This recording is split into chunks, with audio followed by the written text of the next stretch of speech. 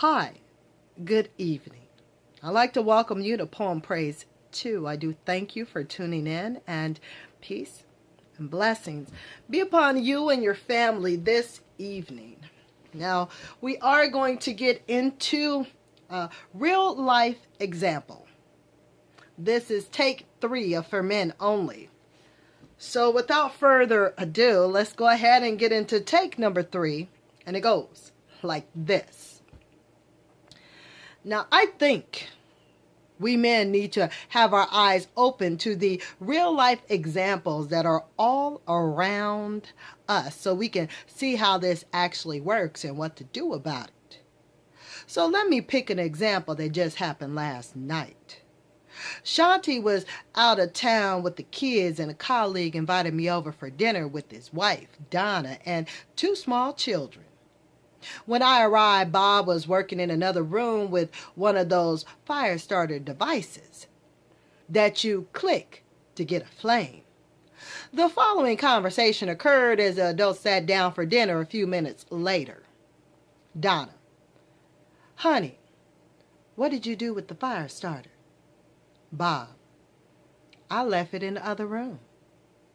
Donna: But the kids are in there. Bob: It's okay. It would be impossible for them to figure out how to get a flame. It's pretty difficult to use. Donna: But what if? Bob: Really, hon? There's no way they will be strong enough to click the flame on. Donna: Okay, that's true. Previously, I wouldn't have thought a thing about this conversation.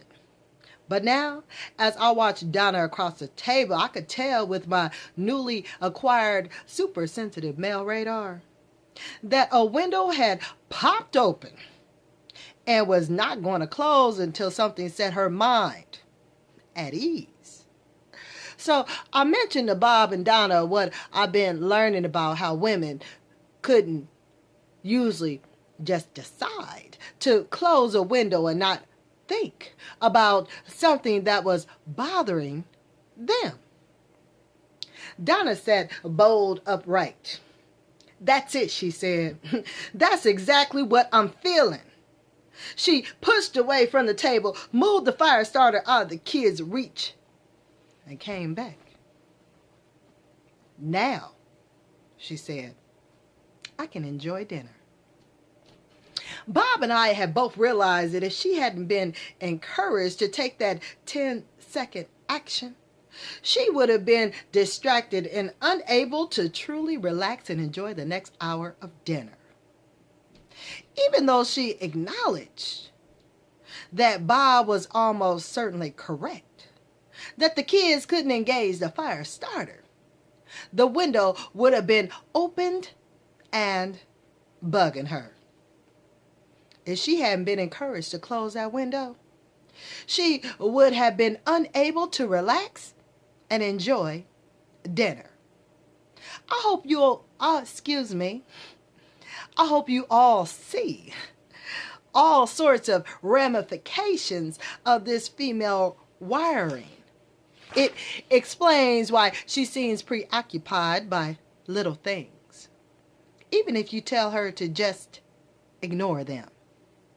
Why she seems to have been stewing over an argument, or seems, to your male mind, to feel overly insecure about a disagreement you've already discussed or forgotten. Why she might be too tired or upset for sex. One woman put it this way: try to understand. We're carrying around a lot that we need to get out of our heads before we can really even feel like sex. I don't know about you, but I don't even need my head to feel like sex. Sequential strategies for sequential minds. What's the average taken aback man to do? Hmm. The good news of this chapter in this book is that a little understanding can go a very long way. Based on our research and my personal experience, I recommend 3 positive responses. Number 1, rethink your assumptions and how she thinks. For example, consider. Maybe she's not trying to hassle you by wanting to talk about 14 things as soon as you come through the door after work.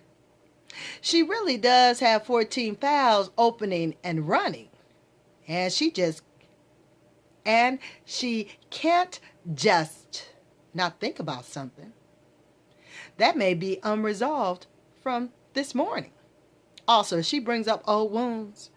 She may not be holding on to a grudge, but actually trying to process through it so she can resolve it. Close the window and let it go. She may not be holding on to a grudge, but actually trying to process it. Process through it so she can let it go. In any of these cases, you can help by letting her, actually encouraging her to process these things the way she probably needs to by talking it through and having you listen. See chapter 5 on listening. We're on chapter 3 right now, so we are going to get to listening in chapter 5. Note to self. If I'm smart, I'll ask what her day was like well before bedtime. Number 2, realize you may not be the issue, even though you're affected by the issue. Well, okay, it's possible you're the problem. But more likely, now that you're aware of all the traffic streaming through her conscious, you can see why you shouldn't just jump to the usual conclusion of, uh-oh, she thinks I did something wrong again. Pointer for Shanti. If you're not sure whether you're the problem or whether you just happen to be around when the problem comes up, ask. Something like, sweetheart, did I do something wrong? Or are you upset about something else? Number 3, be her hero and help her clear those distracting or painful windows so they don't keep coming back. Most important, remember that because it's harder for her to just push something out of her mind, there's more of a risk that she'll be living a marginal, unhappy state for hours or days if something is wrong. Thankfully, you can have an important part in resolving it. Let's say a pop-up of some old hurt has arisen involuntarily, and she's having trouble closing it. Maybe she's unable to get a conflict with her boss off her mind, or an old hurt from something you said has risen up in her head. Now's the time to step up and give her a listening ear, a hug, or the reassurance she needs. See chapter 2 for how to reassure her. And you can certainly go back and listen to chapter 2 if you like. Chapter 2 is basically dealing with reassurance. We are now currently in chapter 3, which is dealing with emotions. We're going to continue on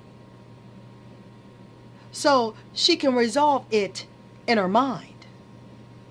realize the futility of telling her, just don't think about it. And encourage her.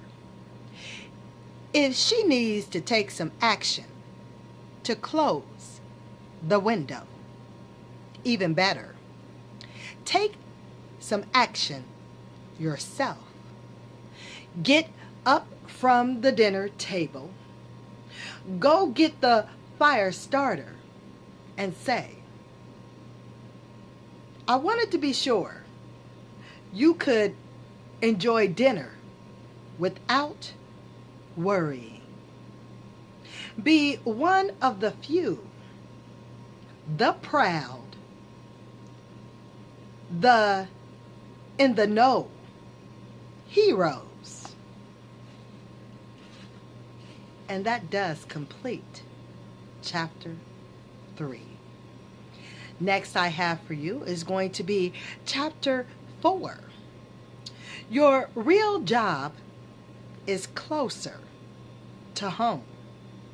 How your provider / protector instinct can leave her feeling more unsafe and less cared for is the title of chapter 4. And on the side for chapter 4, for the actual section of this, is security. So on that note, I certainly do thank you for tuning in and listening to the rest of chapter 3 regarding the windows. I want you and your family to be blessed. Have a wonderful rest of this evening, and I will talk with you soon here on Poem Praise 2. Until then, I would like for you to be well, take care, and may you and your family be blessed. Till next time. Later, y'all.